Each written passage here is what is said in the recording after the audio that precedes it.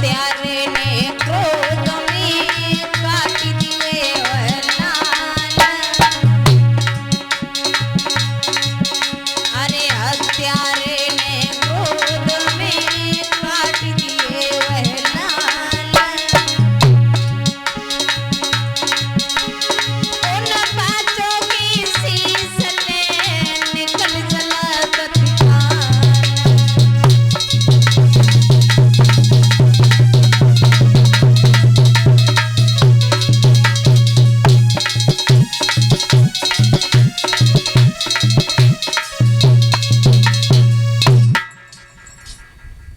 जिस जगह पर द्रौपदी के 5 पुत्र पड़े हुए थे उस जगह पहुंचा है।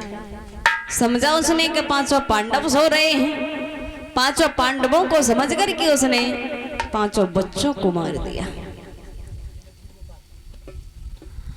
और 5 पांडवों को जब मार दिया, सॉरी बच्चों को मार दिया है, तो इधर सुबह हुआ। भगवान नारायण श्री कन्हैया 5 पांडवों को शिविर से 5 पांडवों को साथ ले जाते।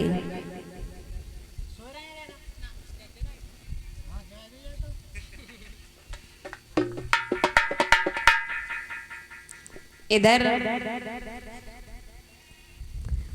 सूत जी कहने लगे, हे ऋषियों, 5 पुत्रों को जब मार दिया है, शीश लेकर के जब पहुंचा है, दुर्योधन ने जब देखा है, कहा कि तुमने ये क्या कर दिया। दुर्योधन ने कहा कि ये बच्चे हैं और तुमने तो हमारे कुल का विनाश ही कर दिया। मैंने कब तुमसे कहा था कि बच्चों को मार देना। अश्वत्थामा कहने लगा, रात थी कुछ दिखाई नहीं दिया, मैंने समझा 5 पांडव हैं। फिर विचार बनाया दुर्योधन ने, चला कोई बात नहीं, ये भी मेरे दुश्मनी थे और दुश्मन की संतान दुश्मनी होती है ना। इधर सुबह हुआ, द्रौपदी अपने घर में चली है। देखा है जिस जगह पर 5 पुत्र सो रहे थे उस जगह पर खून ही खून नजर आ रहा है। रोने लगी, रोने लगी और कहने लगी, बारे परमात्मा, ये क्या हुआ? मेरे 5 पुत्रों को किसी ने मार दिया, जरा भी तरस नहीं आया। अरे बदला लेना था, मुझसे लेते, मुझे मार देते, मेरे पति को मार देते, लेकिन ये जरा जरा से बच्चों ने किसी का क्या बिगाड़ा था जो इन्हें मार दिया। रोने लगी है।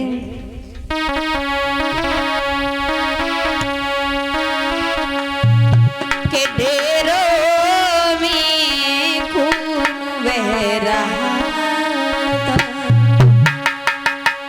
कि ढेरों में खून बह रहा था।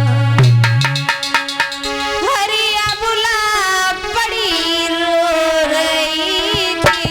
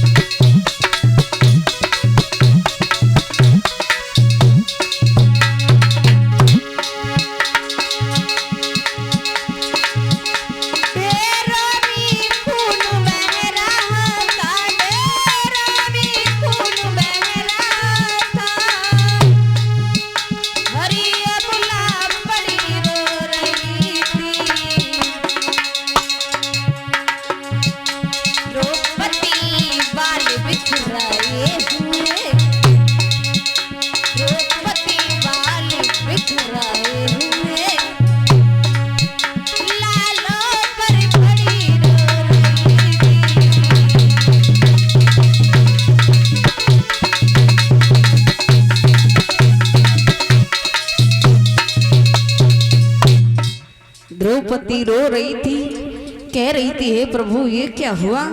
मेरे 5 पुत्रों को किसी ने मार दिया। अरे एक तो छोड़ ही देते, सभी को मार दिया। रोने लगी है, क्या कहने लगी है?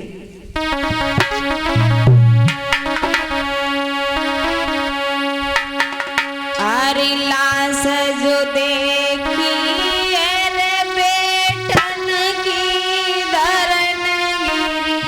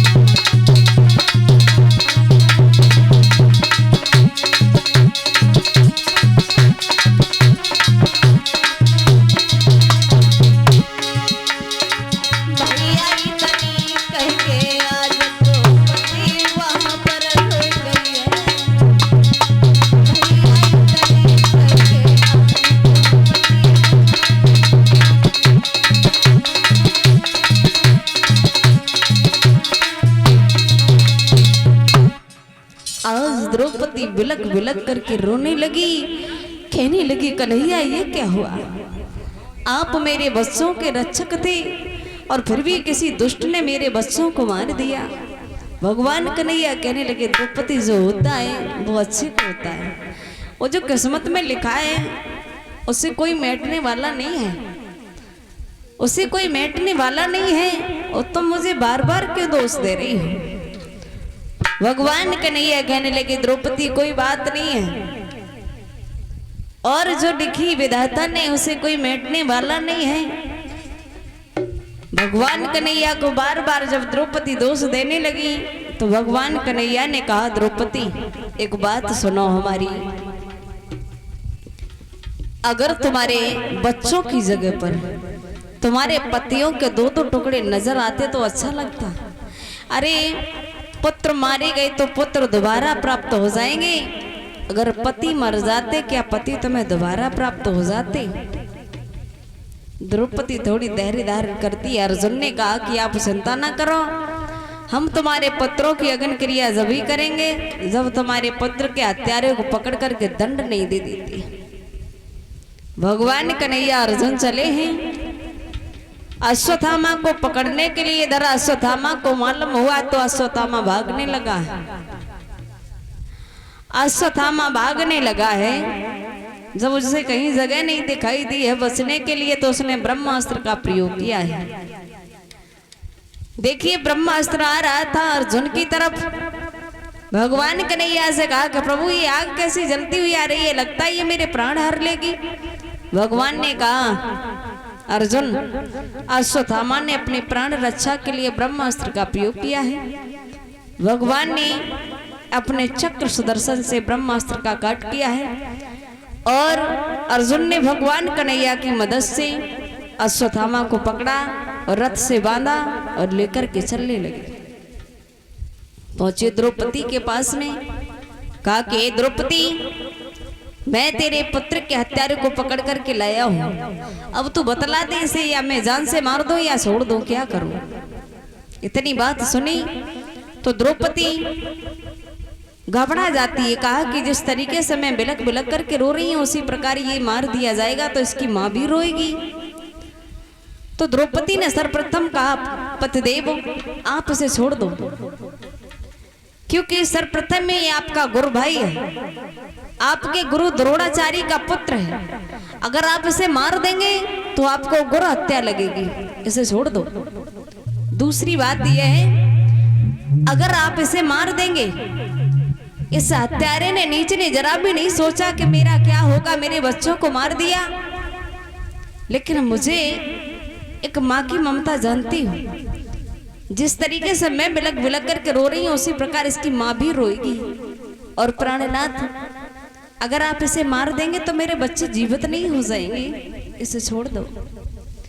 भगवान कन्हैया कहने लगे धन्य है द्रौपदी नारी, धन्य है तुझ जैसी नारी जो पृथ्वी पर नाम कमाया है। कहाँ अपने 5-5 बच्चों का त्यागन करके और हत्यारे के प्राणों की भीख मांग रही है। द्रौपदी मेरा वरदान है जब तक ये सूर्य चंद्रमा आकाश पृथ्वी रहेगा तब तक सारे जगत में लोग तेरे नाम का जय जयकार करेंगे। हे द्रौपदी धन्य है तुझ जैसी नारी, तूने माँ की ममता को हृदय से लगाया है और अपनी ममता को त्याग किया है।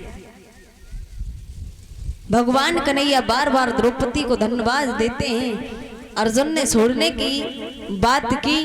भगवान कन्हैया ने कहा कि हे अर्जुन तुमने द्रौपदी से जो प्रतिज्ञा की थी उसे झूठ मत जाने दो, उसे थोड़ा बहुत दंड दो बस। तो इधर अश्वत्थामा का सर मुड़वाया है, सर मुड़वाया है भगवान कन्हैया ने और नर्स मस्तक को निकलवाया है। जो हमारे सर के अंदर एक मड़ होती है उस मड़ को निकलवा लिया, छोड़ा है। अश्वत्थामा वहां से चला जाता है। भगवान कन्हैया कुंती द्रौपदी 5 पांडवों से कहा कि अब हम चलना चाहिए, हम द्वारका चलना चाहते हैं। तो कुंती द्रौपदी कहने लगी कि नहीं प्रभु अब हम तुम्हें जाने नहीं देंगे। कहा कि तुम्हारा अब क्या है, सारी दुश्मनी तुम्हारी नष्ट होगी, तुम्हारे ऊपर कोई भी संकट नहीं है। दुर्योधन भी मारा गया, सारे दुश्मन तुम्हारे मारे गए, अब क्या निश्चिंत रहो। कुंती ने कहा कि प्रभु मुझे वो सुख नहीं चाहिए, मुझे दुख दे दो, क्योंकि दुख में अगर तुम हमारे साथ होते तो सबसे बड़ा सुख है। और ये दुख किस काम का है जिसमें आप साथ ना हो तो वो दुख नहीं, सबसे बड़ा सुख दुख होता है, उसे मैं सुख नहीं समझती। आप हमारे साथ हैं, बस वही सबसे बड़ा हमें सुख है।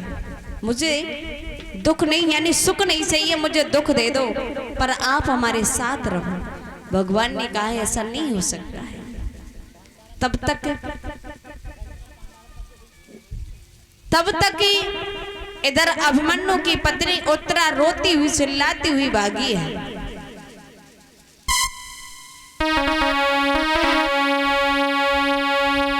सकी वाड़ा भाई उत्तरा मन में घबराई,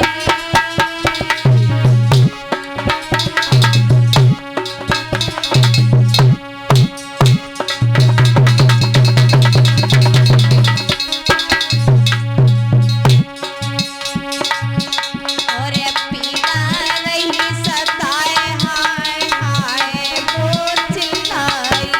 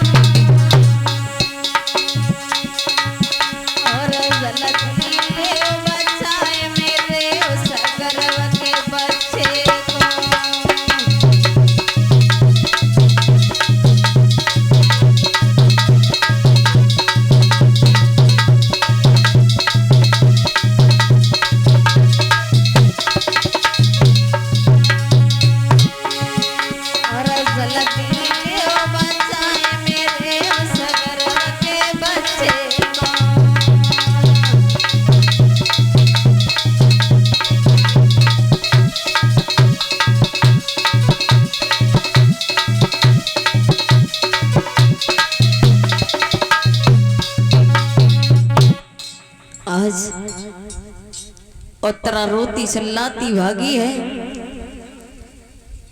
कुंती द्रौपदी ने कहा कि प्रभु ये क्या हुआ? यही हमारे कुल का एक वायरस है, अगर ये गर्भ नष्ट हो गया तो आगे चलकर के इस राज्य का अधिकारी कौन होगा? क्या है प्रभु? भगवान ने कहा हे कुंती द्रौपदी, तुम्हारे कुल विनाश करने के लिए अश्वत्थामा ने ब्रह्मास्त्र का प्रयोग किया है। गर्भ नष्ट करने के लिए भगवान ने गर्भ को बचाया है। और सूत जी कहने लगे वही उत्तरा के गर्भ से आगे चल करके जिस बच्चे का जन्म हुआ उस बच्चे का नामकरण कराया।